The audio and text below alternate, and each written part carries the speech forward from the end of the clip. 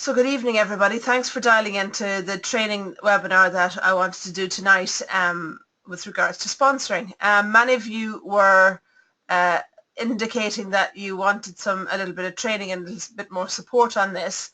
So I thought it might be useful to do this as part of a webinar. Okay. So I'm recording this, and hopefully people will be coming back and reading or listening to the recording at a later point. What I will do is I'll post the recording, and I will post up the PowerPoint as well, because there's different points as well to save you guys scribbling down. But scribble down the notes that are relevant to you, okay? So just about to kick off then. Right, so right, first slide. Okay, so why would you want to sponsor? I thought this would be a good starting point. Why would we possibly want to sponsor? What are the benefits of building a team? A lot of the people who build teams, quite often it happens a little bit by chance, and it happens because they have a love of the business, they have a love of the product, and this is quite often the case because people go out and they have so much enthusiasm for an OMG or a balsamic vinegar, or they have so much enthusiasm about the way in which our products are made that people will naturally be drawn to them. Okay, and that has happened in many an occasion in our team. One of the benefits of building a team, a lot of people do it because they want to increase their income. Okay, which is absolutely fine. Some people want to have the stability of having a bigger business.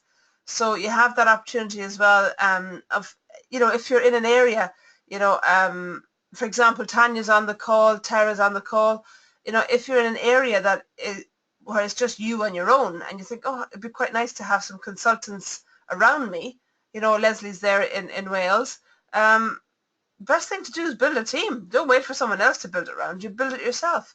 And then you the camaraderie and the sense of belonging when you have a team is fantastic. It really is. It's a great opportunity to look at some leadership skills development. I know myself, I've grown massively in my time as a leader in direct selling, and that cannot be underestimated. Some people like the fact that it's a ground floor opportunity, the fact that we're very, very new here in the UK, we're even newer again in Ireland, and it's a great opportunity for those who have a smart brain and are clever cookies who want to get in early doors. So a great ground floor opportunity there. I think it's as simple as the fact that why would you sponsor? Well, we all got offered the opportunity at one point or another, and all you're doing is passing it on. If you like the product, if you like the business, you're just simply offering what it is that you were once offered. It may be the chance that it gave you the opportunity to pay for extra activities for the kids you mightn't otherwise have been able to afford. You get to offer that to other mums in the exact same position. Okay, if you were offered it and found that through doing what you do, your confidence in your own ability to stand up in front of a group of people has increased tenfold, that's what you get to offer to other people as well.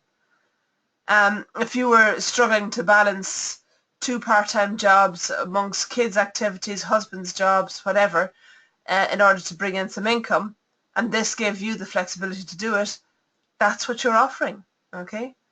And I think that's a fantastic thing to be able to offer. I never ask people, do they want to be a consultant? I'm offering them the chance to.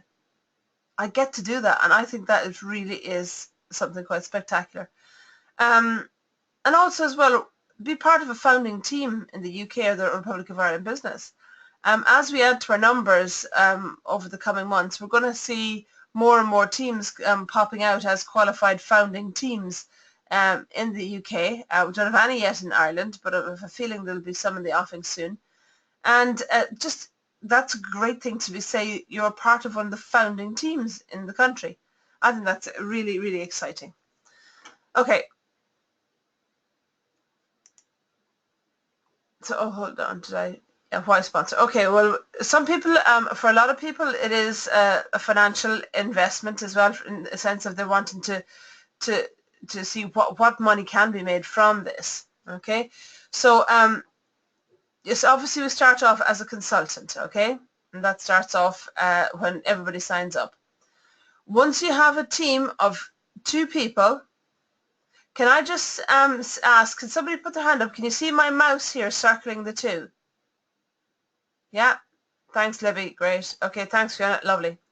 Okay, so I just wasn't sure. I can see my mouse, so I wasn't sure if you could. So as an aspiring leader, you would have a team of 2 people, 2 personally signed consultants. You yourself would be doing 1,000 PV, and across 2 or more people, you would have a personal team volume of 2,000. Okay. With that, you get 2% of a wallet credit. Okay, so 2% of your team sales you will get as a credit in your wallet. Okay. When you're bronze, what's known as BIQ or bronze in qualification, you'll have a team of 4 or more. Again, you as a leader will be doing the 1,000 PV, which equates to about 650 650 sterling, and that equates to about, I think it's about 850 euro. And then your team would be doing the 4,000 in sales PV. At that point, you get a 3% promotional wallet credit. Okay, so your promo wallet is money that you can use on any orders that you want. Okay, be it stationery, product, you name it. So the first full level of leadership is known as bronze. So bronze team leader, you'd have a team of 4 or more, and I know many of you are working towards that.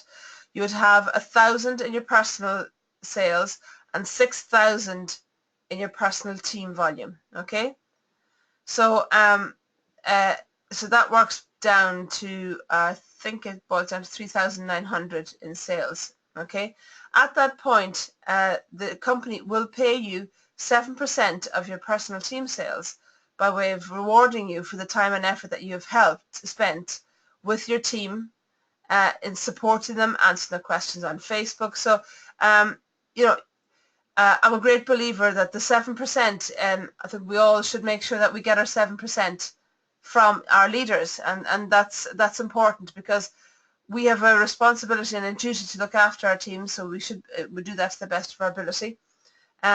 So that's the first level, is the bronze team leader. Above that, you maintain your team of minimum of 4, okay, and that will grow over time, obviously.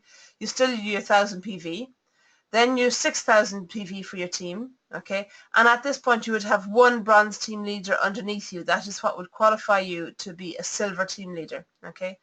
At that point, you will have 7% of your team personal sales, and then 5% of your first generation. Okay, so that would be, this leaders would be part of that 6,000, but underneath that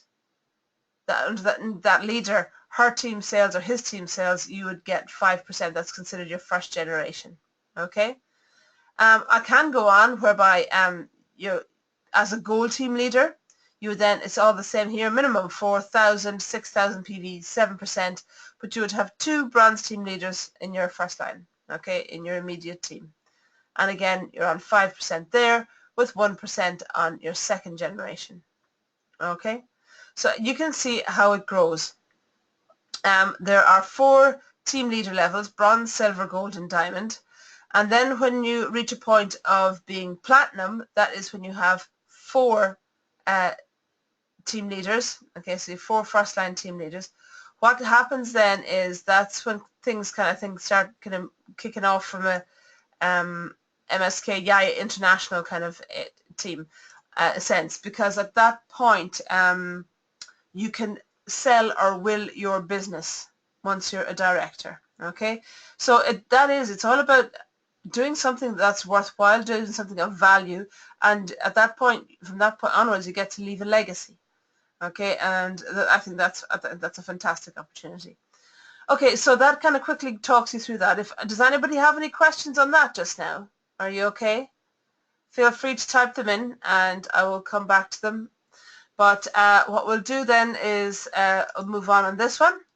And this is, as well as that, so I know we've just talked about the financial implications of being a team leader, being a an aspiring leader, being a bronze in qualification.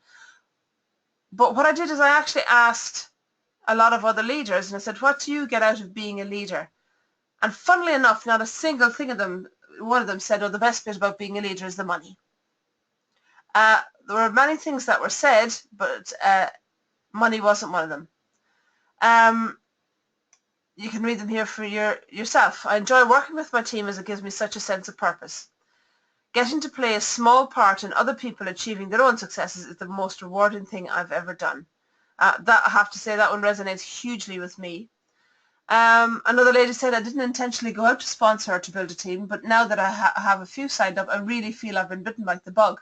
And this is somebody who's really quite keen to just grow a team. She's on an area on it by herself, didn't quite mean to build a team, but her energy and enthusiasm shone through and people approached her, and now she's looking to kind of grow a team in that area. This team building has really given me a chance to grow and develop myself, as I wouldn't have thought myself as a leader as such, but I love it. And that's great. I like that. And you know, the way we have each month that we have the Comfort Zone Avoidance Award.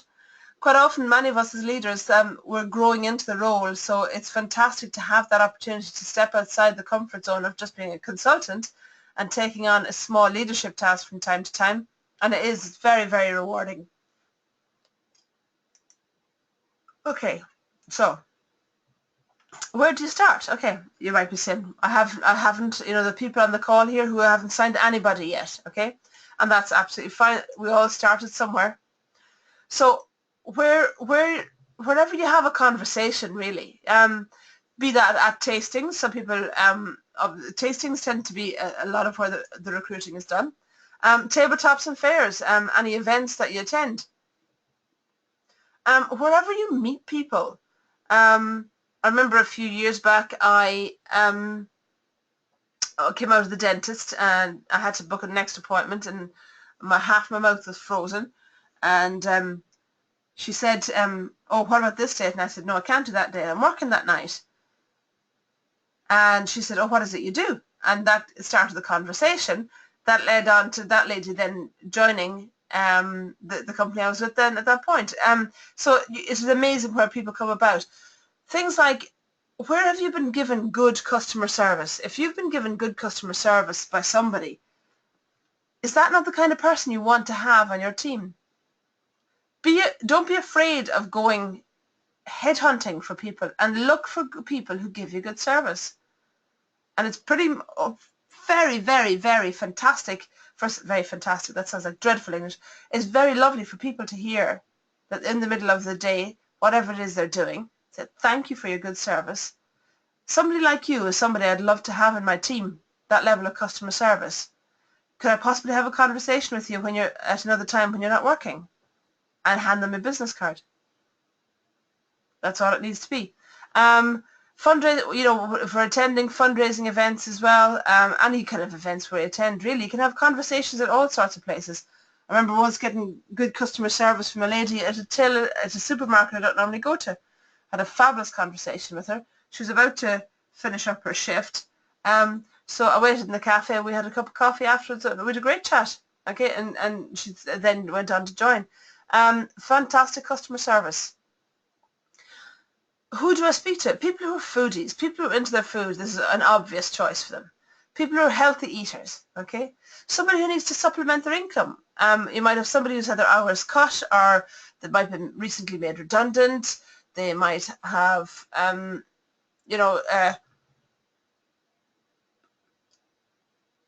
me, they might have activities, that their kids' activities have now shifted up a gear and they need extra income to pay for that. It might be somebody who needs to have a flexible income, working around school hours, working around the husband's shift pattern, and, you know, somebody once said to me, and I thought it was appropriate, this job could be for anyone, but it's not for everyone. But it could be for anyone, and that's the thing. So it's not up to us to be selective as to who we think would or wouldn't be a good My Secret Kitchen or Yaya and consultant. Okay. Why would people be interested in this? So there's so many different reasons why people have joined My Secret Kitchen, why people have joined Your Inspiration at Home. A lot of people want to be part of one. That was a big thing for me, being part of a small business that has the potential for exponential growth. So that was being part of a ground floor opportunity was a major attraction for me. A real love of the product. A lot of people, when they taste it, that's them sold. Okay. Flexibility. A lot of people need to find a flexible income. And the fact that this isn't, it is flexible also in the sense that we're not driven by any targets. I don't know if any of you saw that horrendous article in the paper there recently about Forever Living, whereby the minute they signed, the pressure was applied on them to get out, to get selling, to get recruiting and all the rest. That just doesn't work here. It doesn't work that way. I would not be interested in a company that operated in that manner. So the flexibility gives us the opportunities to do what we want to do, spend time with our kids when we want to, schedule our own workload. And that's the ideal attraction of this business. You know, if you know, somebody takes ill, you take the time off that you need to take off. You have no kind of big long application form. Won't I be able to get the time off for the summer holidays? Income is another major one for a lot of people. They do the job because of the money and what the money gives them.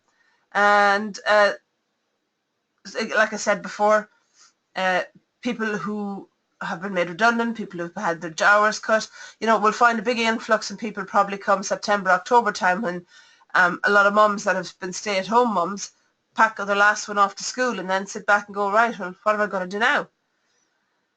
There's people who do this simply for escapism, just something they want to do, something different. There's a lady I know years ago who was involved in direct selling, and she didn't do it for the money. She just wanted it because she retired and just wanted something to give her a bit of structure. And she gave all her money away to a Romanian orphanage and any of her earnings, which I thought was very admirable. But she just did it because it was a little bit of escapism. I know there's been people who've joined the team in the past, and the reason they've joined is because they have a rather dull day-to-day job. I remember there was one lady who was involved in some serious auditing, and she said, my job on a day-to-day level is duller than ditch water. I like my job, but it is dull. And she said, I just want a little bit more fun in my life. And that's why she did this. And that was a great opportunity for her to just do something completely different. Self-development. You know, I talked about you guys stepping outside your comfort zone and taking on new skills as part of a group of people interested in sponsoring and growing a team. Well, you'll remember yourself when you first started off in direct selling and how nervous you were and how you were like, oh my God, can I do this? It's all about a chance to develop different skill sets. We've had people join who do it purely to enhance their public speaking skills and presentation skills. We've had people do it because they want to improve how they cook. Okay, so that's all part of the self-development. And that's it. And so they're all part of reasons why people would want to do this. You're probably saying, oh, well and good, but what do you say to them? What words would you use? Well, I mentioned this to a few people when I did the roadshow in March, and I'll mention it again. How do you present My Secret Kitchen? If I gave you 60 seconds, right? Richard Branson talks about this elevator pitch. You're stuck in an elevator with them for 60 seconds. How do you sell what you have? Okay, so what is it? How are you talking about it? What are the words you're using? So it is a good exercise to have a think. How would you present it? Okay. You're very welcome, by the way, to type in any comments you'd like at that point.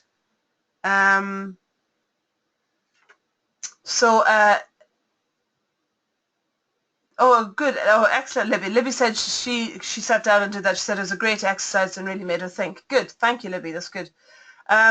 So how do you present it? Are you going, oh, it's just this little thing, you know, a few oils and vinegars? Are you saying, well, I run my own business where we offer gourmet products to people who are interested in food, people who are interested in clean eating. We offer these in a variety of different ways through in-house tastings, through freezer fill workshops, and also through tabletops at events. You know, I'm just going off the cuff with that one, but how do you sell it? How do you present it? So again, I didn't type all these up for you guys, but feel free to, you can re-listen to the recording again if you want, or scribble anything down. So if you've got somebody who's just who, you know, you're at a tasting, or you're at an event, a tabletop, and you've got somebody who's just crazy about the product. She's been her third or fourth time, and you're saying to her, you know, Eleanor, you keep coming back and you keep ordering 30, 40 quid every time, which is fantastic. You know, the host is delighted, I'm delighted. But you really need to consider becoming one of our ambassadors, one of our personal shopper consultants. And that's somebody who just orders a kit and just sells to friends and family, and just promotes the name of the business, promotes the name of the product just by your love of the product. Is that something you'd be interested in? And again, it's just thinking about who's the personal shopper. How would you identify somebody who would be a brand ambassador? Say you've got somebody who's very savvy, who runs a blog, who's into social media. These are the kind of people who are saying, you know, this is a young company, very much on trend with how it presents itself, using all sorts of different media. We do Facebook shows. Also as well, what's really taking off is selling online via flavor stacks as well. Given your experience in that arena, I really think this should be something you'd look at. It could be an extra string to your bow and an excellent revenue stream. Is this something you'd be interested in finding out more about? You know, you may have somebody who is keen on doing tastings, okay, who likes the idea of going out maybe once a week, and who, out doing a tasting, say, once a week. You could be at a tabletop, you could be at a tasting, you could be at a fundraiser. And just saying to people, I have no idea if 250 to 300 pounds a month would make a difference to you, to any of you here. But, you know, going and giving up one night a week of the rubbish TV that we quite often we watch, you go out, you have fun, it's flexible, it's at your own pace, and that's what you could be conservatively looking to earn, between 250 and 300 pounds a month. Now, if that's something you're interested in, I'd really like to have a conversation with you. Okay, so what I would suggest is you go back onto the files page on the team page, not necessarily right now. If you go to the files page, you will have a look down, and there's word choices to say at order time, and have a look at those. Have a think to yourself, word them your own way, put your own spin on them. But throughout your tasting, and when you're doing events and when you're meeting people, it's important that you have kind of set little, what we used to call recruiting bids, and they're just little lines that we use to bring about people's interest in the business, okay, and in the opportunity. What I would say is, I want to go back.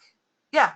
So then think about, what are you saying as part of your tasting that talks about it being a ground floor opportunity? What are you saying at your tasting to say that, you know, if you really love the product, you know, that's fantastic. Keep coming to shows and tastings and buying if you want. But you could be standing where I am, doing very little extra work, but be the one earning the money.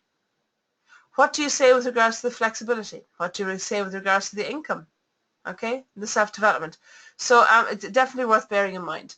The other one as well here is what I would point out to you is, be conscious of the fact that if you are somebody who does the online sales side of things, if you are somebody who just does tastings, be aware that there are other avenues of doing this business, and we would have a natural tendency to focus in on the ones that we do, but don't neglect these other ones as well. So do consider those too, okay?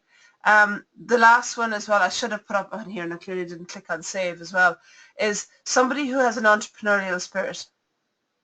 And just say, I'm looking at you there, Eleanor, and I can see that you're from Timbuktu.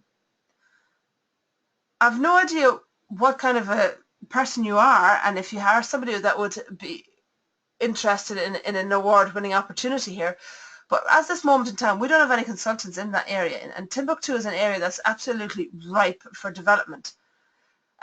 Is this something you'd be interested in taking on and maybe seeing if you could grow yourself your own business? I've grown mine, and this is what I've achieved with it, X, Y, and Z.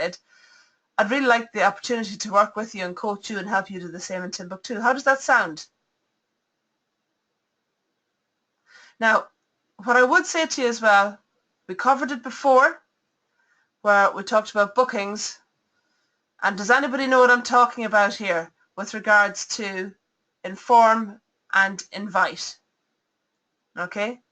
Has anyone noticed that at the end of each one, I've actually put in an invite as well as part of it? Is this something you'd be interested in? You know, would you consider sitting down and let's talk more about this? Just saying, you know, we can get you signed up here tonight. Is that something you could do? You're interested in doing? We've got this kit for £10 for another week. Yeah? Have a think as well. Maybe it might be an opportunity, going back the way, hold on, where are we here? Going back, yeah. And having a look at these and maybe picking out 3 of these, maybe 4 of these, and putting up some posts on your Facebook page, scheduling them for, like, you know, 1 a day for the next 4 days, and just see if it sparks any interest to people. And you can word them your own way, in and around whatever it is. It's always good to have an image, it's like some sort of image with it as well. You've got there's images of the kit, the kit for £10, and just saying, you know, what's not to like? What's, you know, what have you got to lose? You may be very, very surprised with what happens. Okay, but the last point I have here as well, it's as well is how you say it as much as what you say. Okay. If you're, again, it comes back to how you present it, as I said at the start of the slide. If you're almost apologetic for it, oh, it's just this little thing I do. Oh, yeah, oh, yes, this little thing I do, selling oils and vinegars, yeah, lovely herbs and spices. People are not going to take you seriously. So it's when you're selling yourself as well as selling the product, because you're saying, I'm a strong person with a strong vision of what I want to do with my business, and I think you'd be a good part to that. At your tastings, would anybody, or even at events, would any of you stand up and say, part of my job here is to promote the name of the company and to talent spot for new people. We're very keen to get into this area, and we need to develop a team in the area. If you or anyone you know is interested in finding out about a fantastic ground floor opportunity, I really would welcome an opportunity to have a conversation with you. Okay, so, you know, your word choices, as long as they're strong and confident, and think about how you present it. Okay. Again, if you're, you know, you're at a tasting and somebody's talking to you about bookings, you know, do you ever have trouble getting bookings? People who ask you questions, listen to the question, because quite often what they're asking you is, can I do this? They're not going to say that straight out. Okay? So, moving on. So, now what? She said, okay, then that sounds interesting. Yeah, I might be interested in doing that for 10 quid. What have I got to lose? And then you go, ah, freaking out. Think of the swan. Okay, stay calm above water, and you can be paddling like Bigara underneath the water. But yeah, the swan analogy is always an interesting one in that instance. And the day will come when somebody will turn around to you going, yeah, okay, actually, yeah, let's do it. Yeah, let's go. So what you want to do then really is to qualify what type of consultant they want to be. Okay, what avenue of the business interests them most. Okay, if you're brand new to team building, speak to your leader. I do apologize. I had a horrendous night's sleep last night, and I'm yawning horrendously here. So if it goes silent, that'll be why. So think about what type of consultant, ask them rather what type of consultant they want to be. Okay, make sure you speak to your leader if you haven't, if you're new to it, new to building a team. Okay, we're here to help you, and we're more than happy to do so. And all it is simply getting them thinking about just doing a launch tasting, even if they don't ever want to do another one again, another tasting again. But getting a launch tasting booked, ideally within a couple of weeks, is fantastic. That's what you want to do, just getting them introducing the company. And then, because that's when, you know, when you sign up and you have the £65 order that they need to place, that's that nailed and sorted straight off. Okay. So obviously you need to get your link out to them, email, via email, or, you know, there's nothing wrong at shows to say to people, right, okay, well, can I use the host Wi-Fi, have your iPad there, and just get her to fill in the details there and then. Okay, the host is going to benefit, and I tell you, you'll skip your way out of that show, that tasting. Okay, so always be prepared as well. This is, sorry, I should have in the previous slide, skipped a bit of a note here. When you do a show, do you bring information, tasting? Do you bring information with you to talk to somebody about the business, about the opportunity? When you go to a tabletop, what do you pack? That would be information you could give out to interested candidates. Do you have a flyer? Have you got one of those large banners about the recruiting opportunities and the joining opportunities? Have you got a little A4 stand that has something in it? Okay. So think about these things. Some people will listen to what you say, and some people see things as well. So if you have somebody sitting there that's reading a banner that talks about, you know, you can travel the world with my secret kitchen, not only by way of taste, but by way of you know, doing trips as well. That's a very exciting proposition for somebody. Libby has just said, I've always had business cards and host packs in my bags of tastings. Brilliant. That's good to know, Libby. Always be prepared for what it is you want, okay? And plan for it, okay? Thing is as well, at your tasting, how many of you use the back page? How many of you are at an event and use the back page or a fundraiser and talk about how little it takes to get started? Yeah? So they can have, there's 3 different kits. Familiarize yourself with those. You've got the what they call the social media kit, which is £45 worth of £45. You have the business kit, which is normally 70, but we're getting that for 10 this month. And you have the executive, which is 140. Is it 140? I think. Am I right? Rhoda or Leslie, did you confirm whether I'm right? And that was 140 for the executive kit. But use that back page and talk to people about it at your tastings and at your events.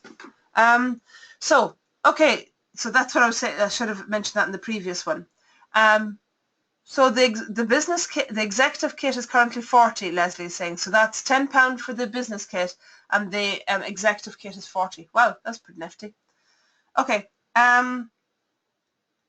So again, work with your upline and work with your leader with these new people coming on board. Okay. I'm hoping to put together a bit more of a program to kind of step-by-step hand walk people through it. But they do get a lot of information anyway, any new starts, and you've got people on the call who are recently new starts with the company, so you'll have the emails that you'll have got, so you'll know what's going through them, okay, what's being received. The other questions, sometimes they say no, and that's fine too. One of the best lines then, I would say in that instance, is say to them, can I ask, do you have any reservations? What are your reservations?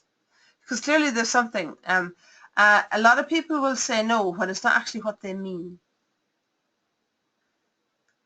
Think of the analogy of the kid asking the mum for the biscuit. Okay. Mom, can I have a biscuit? No. Mom, can I have a biscuit? No. And eventually the mum usually caves in unless they're particularly strong-willed. So a lot of people will say no when they actually have reservations about it. So by asking that, don't just accept the no and move on past the no. I have, if it's something you guys wanted at a later point, I have more in-depth training on kind of dealing with people who've oh, my mind has gone blank. I do apologize. Yes, handling objections. That's it, the objection handling one. So I have more in-depth training that is available if you guys want that. I'm happy to do that. That's not a problem. But again, it's a really good question. I would write this down. This is good for people who you meet at a tasting or tabletop, and you'd love them to host a tasting because they look like great crack. You think you think they'd make a brilliant consultant. Just say, do you mind my asking? Do you have any reservations? What are your reservations? Because that will elicit another conversation, a completely different conversation. Asking them, do you have questions that you feel I haven't answered with regards to the business? It may be the case that they just think it's not for them, and that's fine. Okay, that could be the case. But also what it could be is an awful lot of people go, oh, no. I couldn't possibly stand up and in front of people and talk like that about food. I can't cook. Put your hand up here if you think to yourself, I'm no great shakes in the kitchen. Put your hand up. All right, okay, so quite a few of you putting your hands up there, okay? So, we don't need to be able to cook to be able to do this job. Well, let's face it, all we do is spoon in dip mixes and pour and stir and pour some oils and vinegars. It's clearly not something you need to do to be able to cook. So the number of times that people have turned down opportunities like this and others, and it simply boils down to the fact that they don't have the confidence to do it. Their natural way of thinking is, oh, I couldn't possibly do that. And if we all thought like that, nothing would ever happen. Okay?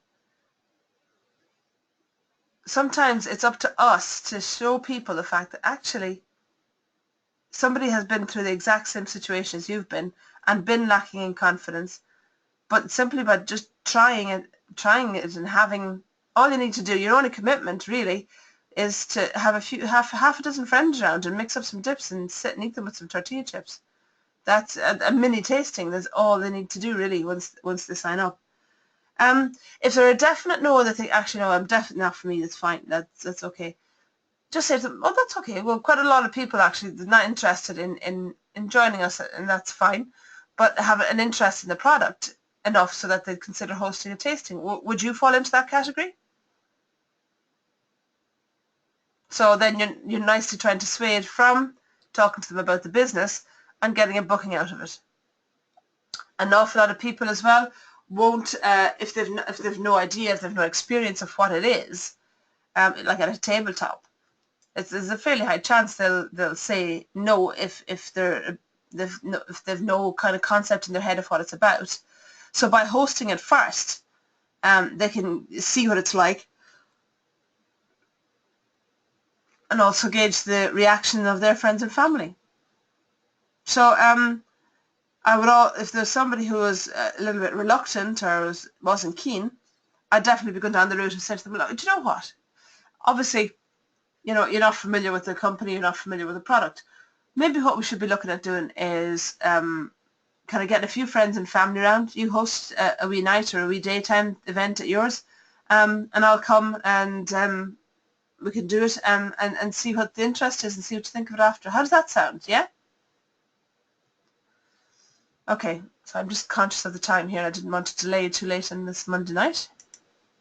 So the one thing is consistency, okay, and it really is key. And this applies to everything we do in this business. If you want to actively build a team of your own, okay, take time each week to do that. Take time in your parties, okay? Talk to them at the start and say, this is what I'm here for. I'm here to broaden the name of the company. Part of my job is the hiring and training of new people. So I'll be keeping my BDI out tonight to see who I think would make good consultants.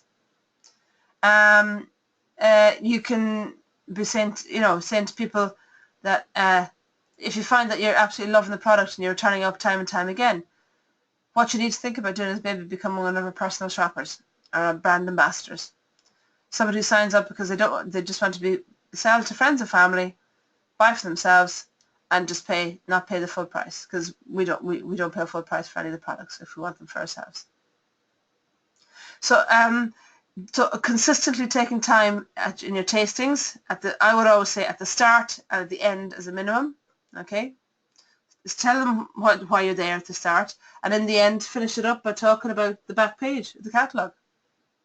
Okay, there's a tick box there in the order form that is your prompt to then put the order form down and pick up the catalogue and talk through that. Okay, be consistent in giving yourself time to maybe sit down after a tasting and look through all the people and afterwards go, I wonder would any of those make a good consultant, or would any of them be interested? And go and look at it in the cold light of dawn. Look and see who are the ones that keep coming back. Who are the hosts that keep booking again and again? Okay? Give yourself time to step back and look at it. Give yourself time and be consistent in looking at, right, okay, I've come away from that tabletop. I had hoped to get some sponsor leads, but I haven't. So why would that be? Did I talk about it enough? What kind of words did I use? Okay? Because if you're consistent in applying the behaviors, the results will come anyway. I had a lovely conversation with a delightful lady recently, you know who you are, and she goes, I'm doing something wrong, it's not working.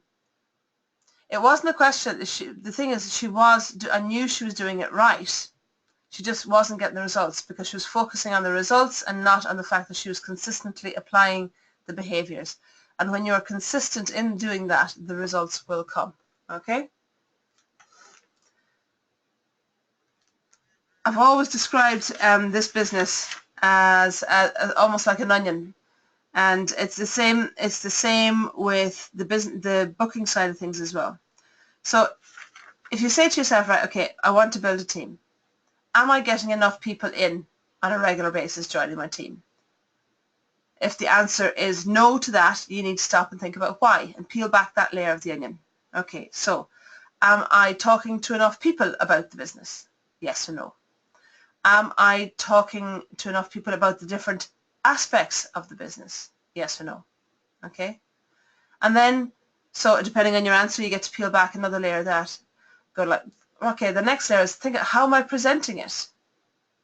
Do I use my body language and the tone of my voice to come across with enthusiasm and excitement? Because can you imagine if I delivered this webinar to you in this kind of a voice? Do you think you'd still be here 45 minutes later? No.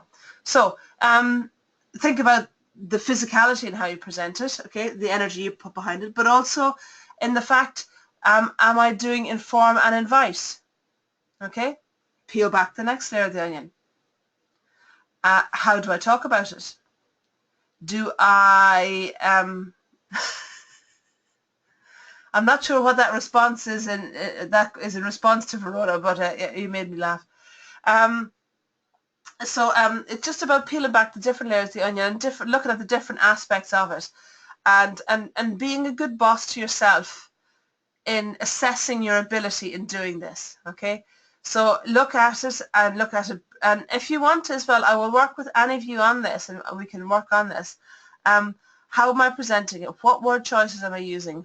What about my tonality? Am I talking about it enthusiastically, or am I being partly apologetic? Okay. Are you glad somebody gave you the opportunity? Can you put your hand up if you're glad that somebody gave you the opportunity? Good. Excellent. I like to see that. Right. Fantastic. Okay. So, and have you ever gone to the person who gave you that opportunity and said, thank you. Thank you for sharing this with me. Because believe you me, there is nothing better in this world than when somebody turns around and says to you, thank you for giving me this opportunity. because you asked me to try this, I have done X, Y, and Z. I have grown in these different capacities with these different skill sets. Yeah? So peel back the layers and you will find where it is you want to place your energies, okay? I'm happy to pick up an onion with any of you and peel them back if that's what you want to do. You know, I really want to see us as, like, I've quite clear goals in what I want MSK to do for me and for us. But collectively, I want the Spice Girls and Boys to be the biggest team in the UK and the Republic of Ireland, and ideally in Europe. Okay, that's my goal. Because I think we're bloody awesome. I really do. We've got so much strength. We've got so much depth. We've got character. We've got people who cover all the different avenues of the business. People who are prepared to step outside their comfort zone. People who inspire me to be better at what I do. And that is fantastic. So if anybody is on this and are listening to it, who then wants to go ahead and build something of their own, I really would love an opportunity to work with you on that. So do come to me and ask and just shout, put your hand up, and I'm happy to help. Okay, so just conscious of time. So, right. Today, somebody needs to hear you say, you can do it. And also, I believe in you. So the next time you're out and you meet somebody who thinks, oh God, I don't know, could I do this? I'm not sure, having the confidence, I don't drive, I'm not much of a cook, don't know that many people. Sometimes all it takes is for you to say to them, look, I think you can do it. I do believe you can, because I've seen others like you do it. So you get an opportunity to say that. But what I tonight am saying to each and every one of you on this call is you can do this. You can go out and build these teams, because you clearly have a commitment to this business we're in, because you've given up some time on us on your Monday night when you could have been sitting and watching Coronation Street or something. And I do believe in you. I do believe we have the best team. I've always been biased in that regard, but I don't care. I'm allowed. It's our team. So do bear that in mind, okay? You can go out and say that to others, but I'm saying that to you here and now. Okay, on that note, that kind of concludes all I have in all my notes and a kind of an introduction to building a team. I know I've got people on the team on the call here who have built teams already, and I hope you found something useful from it. I think sometimes for those of us that have come from a past experience in direct selling may rest in our laurels somewhat, in the fact that, oh, we used to do this before, and maybe it now might be a good opportunity to really sit back and think, actually, I'm going to put some time aside and actually just look at it. I'm going to peel back the layers of my onion and see how I've adapted what I used to know into this new skill set, because it is different. And I'll remind you of this as well. Do be conscious, just because you do tastings 4 times a week, 4 times a month, be conscious of the fact that you can sell the business as more than that. Okay? It's it's a very easy trap to fall into, that you just go out and you talk about doing a show a week or tasting a week. So be conscious of it and be aware of what other people might be interested in. Take some time, go back and look at the reasons why people would join, and think, how do I broach that? How do I speak about that at tastings and at events, at fundraisers? Okay? So at this point, I would welcome any questions you may have. I've got my question panel open here. So come and talk to me. Tell me what you, if you have any questions, if you have any comments as well you'd like to make, that would be good too.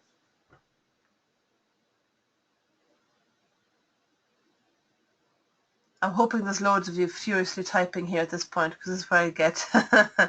You're very, very welcome, Libby. Thank you for dialing in. I do enjoy doing these, and I'm glad. Thank you for taking the time. But believe in yourself and your ability, because you are a step above the average person, because you bought that kit, because you stepped outside your comfort zone. You know, do you know how many people would sit there and love to have bought a kit and just tried it, but they didn't believe in themselves enough to do it? You did. You did that. So give yourself a pat on the back, and then take that inspiration and grow it.